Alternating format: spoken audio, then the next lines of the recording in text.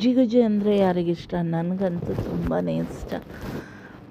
ಇದು ನನಗೆ ನೋಡಿದಾಗೆಲ್ಲ ನಾನು ಚಿಕ್ಕದಿರುವಾಗ ನಮ್ಮ ನೇಬರ್ ಮನೆಯಲ್ಲಿ ದೊಡ್ಡದು ಇಷ್ಟೇ ದೊಡ್ಡ ಸೈಜ್ ಇದು ಜಿಗುಜೆ ಸಿಗ್ತಾಯಿತ್ತು. ತುಂಬಾ ಟೇಸ್ಟಿಯಾಗಿರ್ತಾಯಿತ್ತು. ಆಗ ₹10 ಕೊಟ್ಟು ತಗೊಳ್ತಾ ಇದ್ದೆವು. ಈಗ ನಾನು ಇದಕ್ಕೆ $25 ಕೊಟ್ಟಿದ್ದೇನೆ ಒಂದಕ್ಕೆ. ಆದರೂ ಕೆಲವುದು ಏನು ಹೇಳ್ತಾರೆ, ಆಸೆ ಅಂತ ಇರ್ತದಲ್ಲ, ಅದು ತೀರಿಸ್ಕೊಳ್ಬೇಕಿದ್ರೆ ಎಷ್ಟು ಹಣ ಕೊಟ್ಟರು ಪರವಾಗಿಲ್ಲ ಅಂತ ಅನ್ನಿಸ್ತದೆ. ಕೆಲವೊಮ್ಮೆ ನೋಡಿ ಜೀವನ ಹೇಗೆ ಅಂದರೆ, ನಮಗೆ ಅದು ಬೇಕು ಇದು ಬೇಕು ಅಂತ ಇರ್ತದೆ. ಆಗ ನಮ್ಮ ಹತ್ರ ಅದು ತಗೊಳ್ಳುವ ತಾಕತ್ತಿರುವುದಿಲ್ಲ. ಆದರೆ ಮತ್ತೆ ನಮಗೆ ಜೀವನದಲ್ಲಿ ಎಲ್ಲ ಇರ್ತದೆ, ಆದರೆ ನಮಗದು ವಸ್ತು ಬೇಡ ಅಂತ ಅನ್ನಿಸ್ತದೆ. ಹಾಗೆ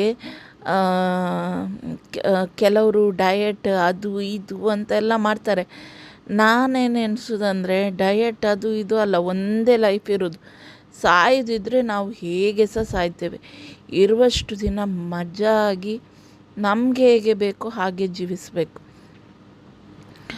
ಹಾಗೆ ಇಲ್ಲಿ ನೋಡಿ, ನನಗೆ ಮೆಣಸು ಪುಡಿ ಅಂದರೆ ತುಂಬ ಇಷ್ಟ. ಹಾಗೆ ಮೆಣಸು ಇತ್ತು, ಹಾಗೆ ಮೆಣಸು ಹಾಕ್ತಿದ್ದೇನೆ. ನೀವು ನೋಡ್ಬೋದು ಕೋಟಿಂಗ್ ಸ್ವಲ್ಪ ಲೈಟಾಗಿದೆ, ಯಾಕಂದರೆ ಈ ಕಡಲೆಬೇಳೆ ಹಿಟ್ಟನ್ನು ಇಲ್ಲೇ ಬೆಳೀತಾರೆ. ಅದು ತುಂಬ ಒದಗ್ತದೆ, ತುಂಬ ದಪ್ಪ ಆಗ್ತದೆ. ಮತ್ತು ನಾನು ಅದಕ್ಕೆ ಸೋಡಾ ಖಾರ ಎಲ್ಲ ಹಾಕೋದಿಲ್ಲ, ಅದಕ್ಕಾಗಿ ನಾನು ಅದನ್ನು ತೆಳುವಾಗಿ ಇಡ್ತೇನೆ. ಬಟ್ ಕೋಟಿಂಗ್ ತುಂಬ ಚೆಂದ ಬರ್ತದೆ. ಹಾಗಾಗಿ ನಾನು ತೆಳ್ಳಗೆ ಇಡಲಿಕ್ಕೆ ಇಷ್ಟಪಡ್ತೇನೆ, ಯಾಕಂದರೆ ದಪ್ಪ ಇಟ್ಟರೆ ಅದು ಟೇಸ್ಟ್ ಅಷ್ಟು ಚೆಂದ ಬರೋದಿಲ್ಲ. ಇದು ಮಾಡುವಾಗ ಟೆಂಪ್ರೇಚರ್ 46 ಡಿಗ್ರಿ ಇತ್ತು. ನೀವೇ ಎಣಿಸಿ ಹೇಗಿರ್ಬೋದು ಹೊರಗೆ ಅಂತ.